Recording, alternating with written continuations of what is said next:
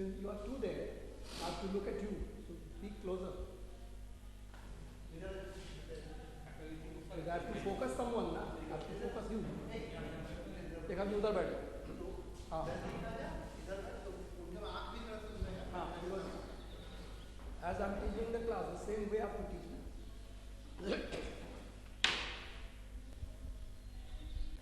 teach. Good afternoon.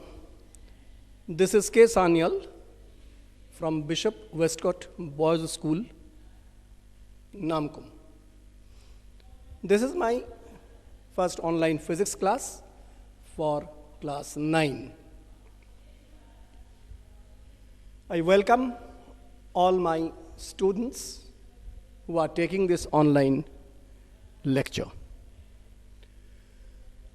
We refer to the textbook as Concise Physics for ICSE syllabus, Selina Publishers. Now, with the beginning, I say physics as a subject, what we study, this is a science of nature. The science of nature. So is the reason that this subject is to be taken all on the platform of the natural phenomena. All natural phenomena are guided by scientific reasons. That's why the physics. I welcome you all. As we say first, that physics is a subject of understanding in the way that it takes the measurement. Why a measurement? Because measurement is a process in which any physical quantity can be given a proper address to. It should be properly addressed. And for this proper addressing, we need measurement. So the chapter begins with a measurement and experimentation. In lower classes, you must have read that science to be read by experimentation. Experimentation means the thing what we do by using proper instruments, proper tools, and proper apparatus. That's the measurement kit they are. So we need the measurement as a tool. So here the chapter begins as measurement and experimentation.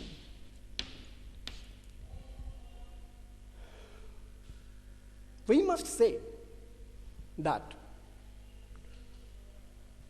for experimentation, it is always needful to estimate. Though this term is not there in your textbook, here we say, what is the need of measurement? Why? A measurement is required for the purpose that one can make it possible for what he is going to do it. As in our very common day-to-day life, in our assembly, in our march past, in our any disciplinary actions in the field, the commander always says, stand in order of your height. Stand in order of your height. Then how the children, even small children, those who don't know physics, how do they adjust themselves on standing according to their height? The tallest boy in the front and the shortest boy in the back, or the reverse order. How do they do it? In the mind, they do nothing, but they do a kind of measurement. Though that measurement is without scale. That measurement is without scale. That means they estimate something in their mind and accordingly they keep standing one after the other. That means the one they stand next to the first is becoming a subject of kit of the measurement, apparatus of the measurement. The next boy who stands, first boy stands this much, the second boy stands this much, the third one stands this much, the fourth one stands in this way. See the height decreasing. There is no scale, there is no kit, there is no apparatus, nothing, but we do so. This is called estimation. You have to estimate in your mind that where your actual position should be. That's why a measurement is required.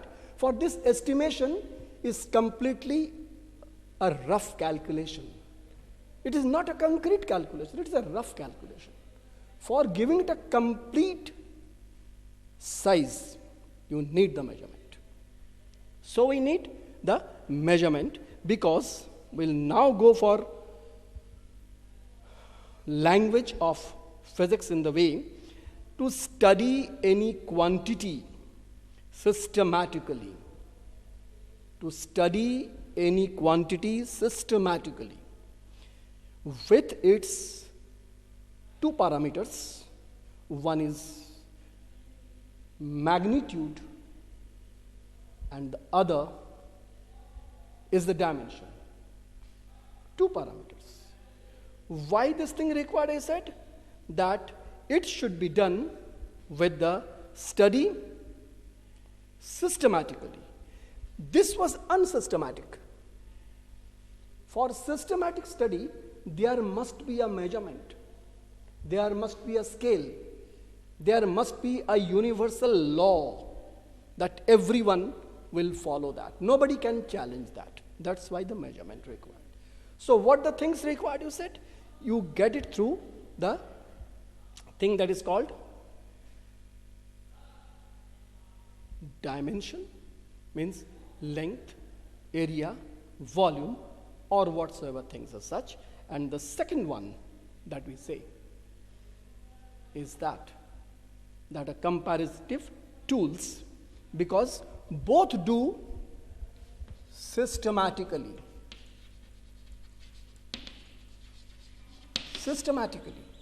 For making it systematic, we need the measurement. Otherwise, it is unsystematic. So, we said a word that comes as quantity. We came across a term that is called a quantity. Did we come across? It is quantity. What is called a quantity? Because these are what we said, length and everything is a quantity. What is called a quantity? Let us come to the word in quantity now, which is the topic of physics that is called quantity. What is quantity? Anything which can be expressed is called quantity. Which can be expressed. Anything which can be expressed. Anything which can be expressed. What is expression? Expression can be a body movement. Expression can be the eyes movement. Expression can be a facial movement. Expression can be of hand and legs and body movements and things. All are expressions.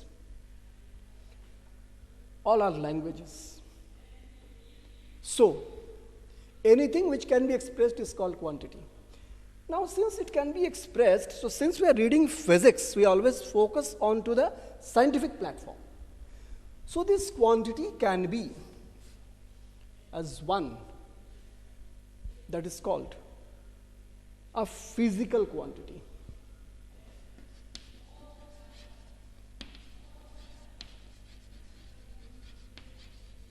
Physical quantity. Now a physical quantity is one which can be expressed